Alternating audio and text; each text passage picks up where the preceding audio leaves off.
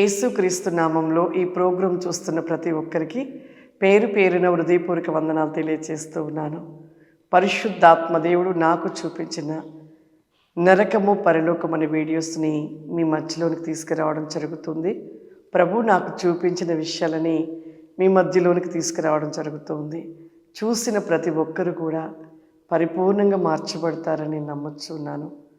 ఎంతోమంది అనుకుంటుంటారు, త్రాగితే తప్పేమిటి, త్రాగితే పరలోకం వెళ్ళమా, నరకానికి చేర్చబడతామా అని ఎంతోమంది అనుకుంటూ ఉంటారు. త్రాగుబోతులకి పరలోకంలో ప్రవేశం లేదని మరి వాక్యంలో రాయబడినట్లుగా ఒక్కమారి ఆ వాక్యాన్ని చూపించి నేను చూసిన ఆ ప్రాంతము, ఆ భయంకరమైన నరకము ఏ విధంగా ఆ యొక్క స్థలంలో ఏ వ్యక్తులు ఏ విధంగా హింసించబడుతూ వేధించబడుతూ మరి ఆ స్థలంలో వారు చేసిన తప్పిదమును బట్టి శిక్షలు అనుభవిస్తున్నారో నేను మీకు వివరిస్తాను.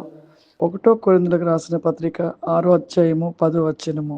దొంగలైనను, లోబులైనను, త్రాగుబోతులైనను, దూషకులైనను, దోచుకునేవారైనను దేవుని రాజ్యమునకు వారసులు కానేరరు. ఇక్కడ త్రాగుబోతులైనను అంటే త్రాగుతున్నవారు.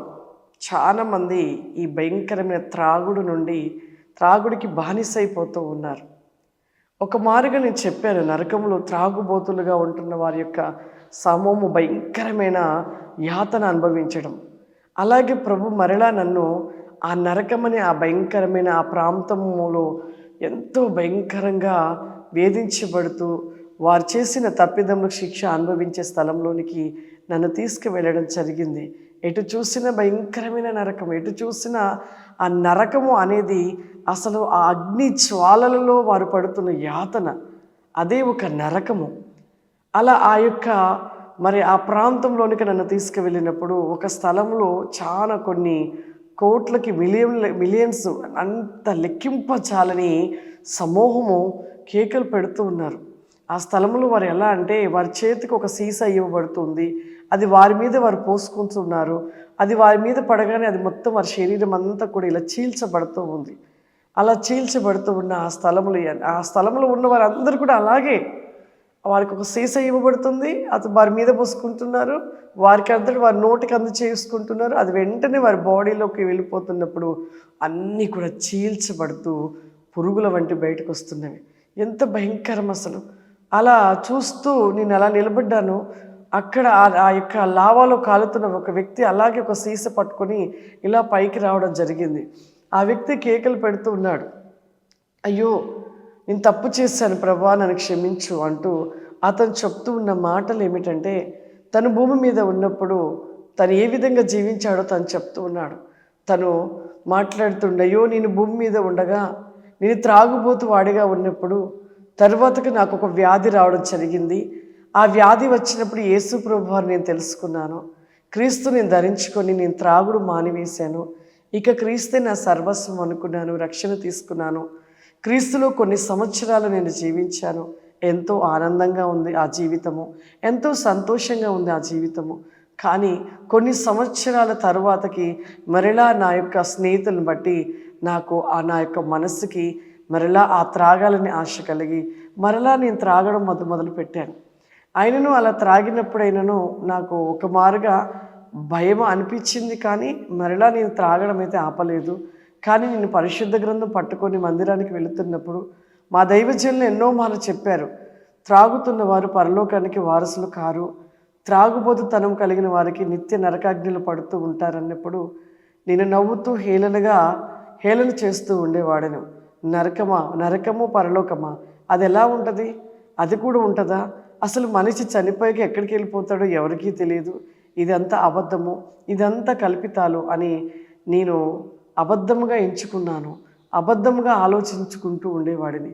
కానీ ఎన్ని మార్లు కూడా నేనైతే మరి మందిరంకు చక్కగా ఆదివారము తెల్లటి వస్త్రములు వేసుకొని పరిశుద్ధ గ్రంథం పట్టుకొని మందిరానికి వెళుతూ ఎవరికీ నేను త్రాగువానిగా కనపడినట్లుగానే నేను ఉంటూ నేను నా స్నేహితులతో త్రాగుతూ ఉండేవాడిని.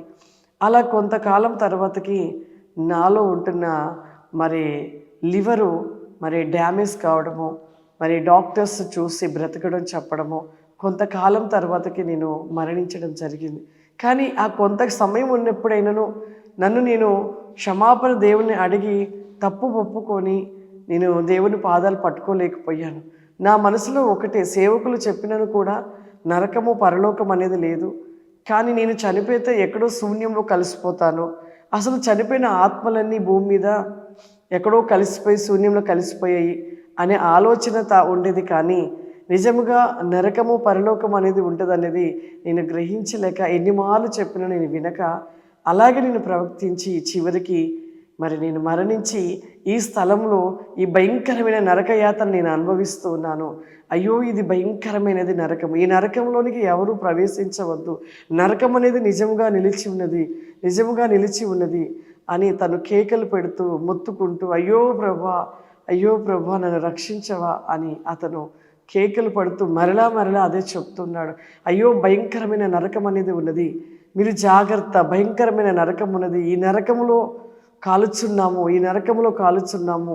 అయ్యో భయంకరమైన నరకము అంటూ అతను కేకలు పెడుతూ ఉండగానే మరలా ఆ లావాలోనికి జారి లోపల భాగంలోనికి వెళ్ళిపోయాడు.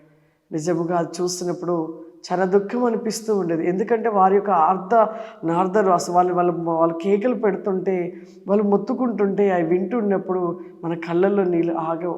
నిజంగా ప్రతి మనిషికి కూడా దేవుడు ముందుగానే చెప్తూ ఉన్నాడు, హెచ్చరిస్తున్నాడు, సరి చేసుకోమని చెప్తున్నా కూడా మనం ఇంకా సరి చేసుకోలేకపోతున్నాం. చూడండి, ఆ వ్యక్తి తను అవిశ్వాసం చూడండి, పరిశుద్ధ గ్రంథంలో ఉన్న మాటలని విన్నాడు కానీ ఆ వాక్యాన్ని నిజమా, అది జరుగుతుందా అని అవిశ్వాసం చూడండి. చాలా జనాంగం కూడా ఇప్పుడు ఎలా ఉన్నారంటే నరకం ఉందా పరలోకం ఉందా అని అంటూ అవిశ్వాసంలో ఉంటూ మరలా పరిశుద్ధ గ్రంథాన్ని పట్టుకొని బయలుదేరుతుంటాం. పరిశుద్ధ గ్రంథంలో రాయబడిన మాటలు ఏంటి? దేవుని రాజ్యాన్ని వెతకండి అని చెప్తున్నాడు. ఆయన రాజ్యంని వెతకమని మొదటి మాటగా చెప్తున్నప్పుడు మరి ఆయన రాజ్యం ఉందని కదా అక్కడ. ఆయన రాజ్యం ఉంది కాబట్టి ప్రతి బిడ్డ ఆ రాజ్యం కోసం ప్రయాసపడండి అని ప్రభు చెప్తూ ఉన్నా కూడా మనం వినలేని వారిగా మరి అవిశ్వాసం కలిగి ఉంటున్నాం. ఆ వ్యక్తి అలా కాళ్ళతో కేకలు పెడుతూ చాలా భయంకరమైన ఆతను అనుభవిస్తుంది. మరలా ఆ స్థలంలోని ఇంకొక స్థలంలోనికి మరలా నన్ను తీసుకుని వెళ్ళడం జరిగింది. నిజంగా ఈ వ్యక్తి గురించి మనం ఆలోచించేద్దాం. చూడండి, మొదటి స్థితి ఎలా ఉంది? దేవుని నమ్మాడు, అన్నీ విడిచిపెట్టాడు. అలా కొంతకాలం కొన్ని సంవత్సరాలు కూడా ఆ మందుని దూరంగా ఉన్నాడు ఆ వ్యక్తి. కానీ కొన్ని సంవత్సరాల తర్వాత తన స్నేహితుని బట్టి మరలా ఆ పాపంలోనికి వెళ్ళిపోయాడు. ఆ పాపంలోకి వెళ్ళిపోయి కూడా మరి సేవకులు చెప్తున్న మాటలను నిర్లక్ష్యం చేశాడు. నరకం లేదు పరలోకం లేదు అనుకున్నాడు. చివరికి తను లివర్ పాడై మరలా చనిపోయే స్థితిలో కూడా ఆ సమయంలో తను పశ్చాత్తాప పడితే నిజంగా చెప్పలేము, దేవుడి చిత్తం అది. కానీ ఆ వ్యక్తి అప్పటికి కూడా నరకము పరలోకం అనేది లేదు అనే అవిశ్వాసాన్ని కలిగి ఉన్నాడు. కాబట్టి చనిపోయి ఆ వ్యక్తి నిత్య నరకంలో కాలుతూ ఉన్నాడు. ప్రియ సహోదరుడా సహోదరి, దయచేసి విశ్వాసంలో ఎక్కడ ఎవరు కూడా త్రొట్టిల్లకూడదు. పరిశుద్ధ గ్రంథంలో ఉన్న ప్రతి మాట నెరవేర్చే మాటలు, జరిగించబడినవి నెరవేర్చబడే మాటలు అవి ఎవరు కూడా మరి అనాలోచనగా ఆలోచించకూడదు. అవి దైవ శక్తితో రాయబడిన ప్రతి మాట ధ్యానించి నెమరవేసి సరిచేసుకోవడమే మన జీవితంలో దేవుని యొక్క రాజ్యానికి వారసులం అవుతాం. ఆ వ్యక్తి చేసిన తప్పు చివరికి కూడా తను నమ్మలేకపోయాడు. అందుకే మనము ముందుగా విశ్వసించాలి, నమ్మాలి. అబ్రహాము నీతిమంతుడిగా ఎలా ఎంచబడ్డాడు? నమ్మాడు. నమ్మకమైన జీవితము, నమ్మడమును బట్టి నీతిమంతుడిగా ఎంచబడ్డాడు. ప్రతి మనిషి క్రీస్తుని నమ్మాలి, క్రీస్తు యొక్క మాటలు నమ్మాలి, క్రీస్తు యొక్క బోధను నమ్మాలి. క్రీస్తు యొక్క చెప్పిన ప్రతిదీ కూడా నమ్మి ధ్యానించి నడుచుకున్నప్పుడే మనము దీవించబడతాము, ఆశీర్వదించబడతాము, ఆ నిత్య రాజ్యానికి వారసులం అవుతాం. God bless you. దేవుడు మిమ్మల్ని దీవించును గాక. ఆమేన్.